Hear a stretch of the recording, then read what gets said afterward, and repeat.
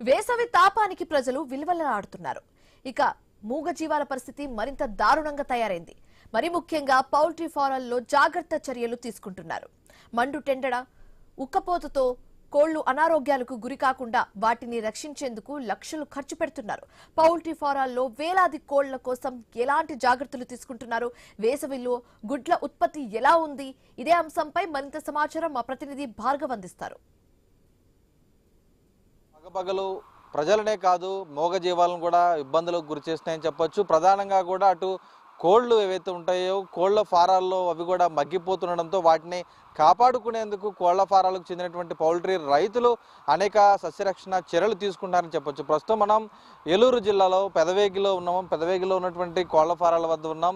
ఇక్కడ ఉన్నటువంటి వేలాది కోళ్లు కూడా నిత్యం ఈ ఏడాది ఆరంభంలో గుడ్డు ధర పడిపోయింది. అప్పుడు పౌల్ట్రీ రైతులు అనేక సంక్షోభాన్ని ఎదుర్కొన్నారు. ఇప్పుడు మండు వేసవి వచ్చింది. మండు వేసవిలో ఈ కోళ్లకు ఎటువంటి వ్యాధులు రాకుండా అటు స్ప్రింక్లర్లు కూడా ఏర్పాటు చేశారు. మనం చూడొచ్చు ఏవైతే కోళ్ల ఫారాలు షెడ్లు మనం చూస్తున్నాం, వాటి పైన ఉన్నటువంటి స్ప్రింక్లర్లు ఏవైతే ఉన్నాయో ఆ స్ప్రింక్లర్ల ద్వారా కూడా ఆ వాటర్ని ఎప్పటికప్పుడు కూడా స్ప్రే చేస్తూ కోళ్ల షెడ్లను కూడా చల్లదనంగా ఉంచే విధంగా ఇక్కడ నిర్వాహకులు వాటిని సిద్ధం చేసినటువంటి పరిస్థితి కూడా ఉంది. ఆ స్ప్రింక్లర్లు పూర్తిగా నీటిని వెదజల్లుతూ కూడా వాటికి కూలింగ్ ఇస్తూ కూడా ప్రస్తుతం వాటికి ఎలాంటి అనారోగ్యాలు రాకుండా చూస్తున్నటువంటి పరిస్థితి కూడా ఉంది. ఇక్కడ నిర్వాహకులు మరి ఇంకా ఏ విధమైనటువంటి చర్యలు తీసుకుంటున్నారు ఈ కోళ్లను కాపాడుకునేందుకు, అలాగే అసలు దీనివల్ల అదనపు భారం ఏ విధంగా అవుతుంది? మనతో ఉన్నారు.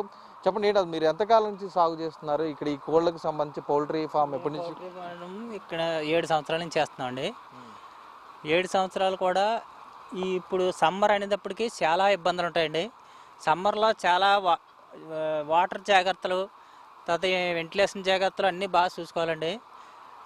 పైన స్ప్రింక్లర్లు కానీ ఫాగర్స్ కానీ అలాగే వాటర్లో గ్లూకోజ్ ఇస్తామండి. మేతలో సోడా, తిని సోడా, గ్లూకోజ్ అయితే కలుపుతాం. ఇవన్నీ పెట్టుబడులు కూడా ఎక్కువ పెట్టాలండి. ఎక్కువ అవుద్దండి సమ్మర్లో కోడిని కాపాడుకోవడానికి. దానికి తోడు గుడ్డు మేత తక్కువ వేస్తామండి కాబట్టి చచ్చిపోద్దని మనకి గుడ్లు కూడా తగ్గుతాయండి. సమ్మర్లో గుడ్లు తగ్గుతాయండి, అది కామన్ అండి. అయితే కొద్దిగా ఈ ఎండ తాపం వల్ల, ఈ ఉక్కపోత వల్ల ఎంత కాపాడినా ఎంతో కొంత మార్టాలిటీ అయితే మాత్రం తప్పకుండా వస్తుందండి. అంటే మామూలుగా మనుషులే ఈ ఎండలు తట్టుకోలేకపోతుంది. ఈ రోజు 45 డిగ్రీలు ఉష్ణోగ్రతలు నమోదయ్యాయి. మరి వాటి పరిస్థితి ఏంటి? అసలు వాటికి అనారోగ్యాలు వస్తే వాటి వైద్య జాగ్రత్తలు ఎలా తీసుకుంటారు? నిజంగా ఇవాళ మనిషే తట్టుకోలేకపోతున్నాడండి. ఇప్పుడు అటువంటిది మూగజీవాలు తట్టుకోవాలంటే చాలా ఇబ్బందులు ఉంటాయండి.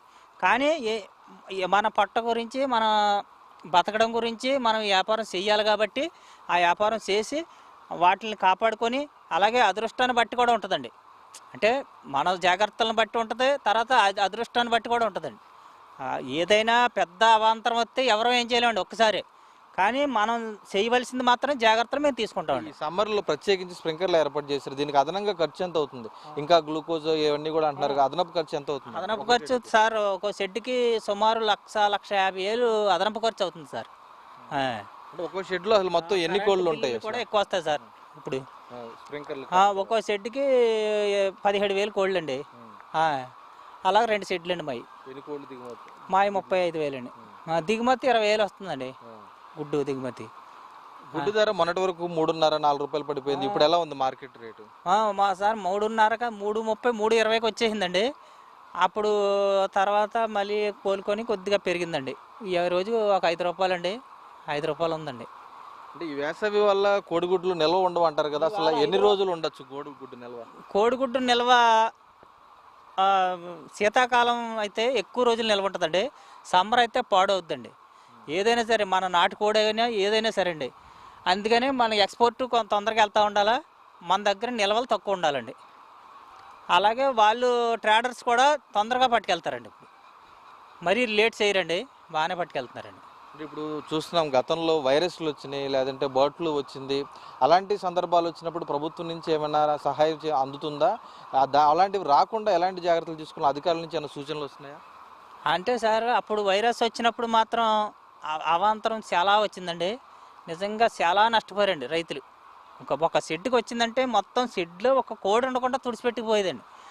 కానీ వాటికి జాగ్రత్తలు, వ్యాక్సిన్లు ఈరోజు నిజంగా వ్యాక్సిన్ నిమిత్తమే 50 నుంచి 55 రూపాయలు పైనే ఖర్చు పెడుతున్నారు సార్ ఒక కోడికి.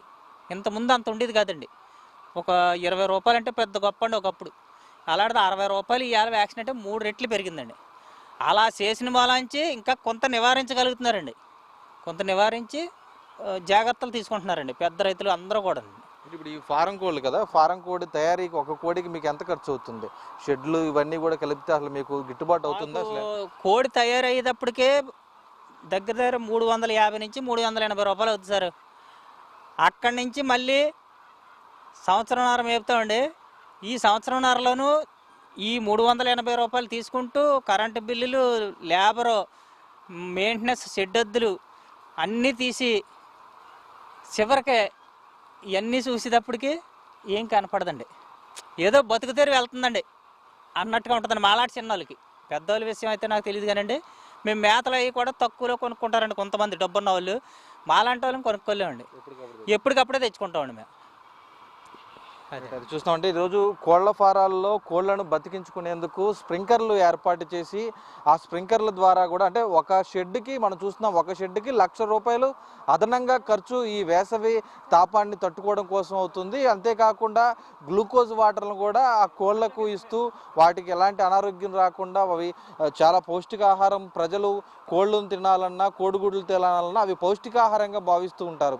అటువంటి వాటికి అనారోగ్యాలు వస్తే అవి తింటే ఖచ్చితంగా ప్రజలు కూడా అనారోగ్యాల బారిన పడుతుంటారు. కాబట్టి ఈ వేసవి ప్రతాపం అనేది కూడా, వేసవి ప్రభావం అనేది కూడా ఆ కోళ్ల మీద పడకుండా తాము చర్యలు తీసుకుంటున్నాం. ఒక్కొక్క కోడికి దాదాపు ₹380 తయారీ ఖర్చు అవుతుంది. అలాగే కోడిగుడ్లకు సంబంధించి కూడా మార్కెట్లో ధర హెచ్చుతగ్గులు ఉంటుంది. ఇటువంటి సందర్భాల్లో చిన్న రైతులు ఎవరైతే ఉంటారో వారికి ప్రోత్సాహాలు మాత్రం ఖచ్చితంగా ఉండడం లేదు అనేది కూడా ఈరోజు ఆ పౌల్ట్రీ రైతులు ఆవేదన వ్యక్తం చేస్తున్న పరిస్థితి ఉంది. మొత్తానికి ఈ వేసవి దెబ్బ అనేది కూడా అటు పౌల్ట్రీ ఫారాలను కూడా కుదేలు చేస్తున్న పరిస్థితులు అయితే ఇక్కడ కనిపిస్తున్నాయి.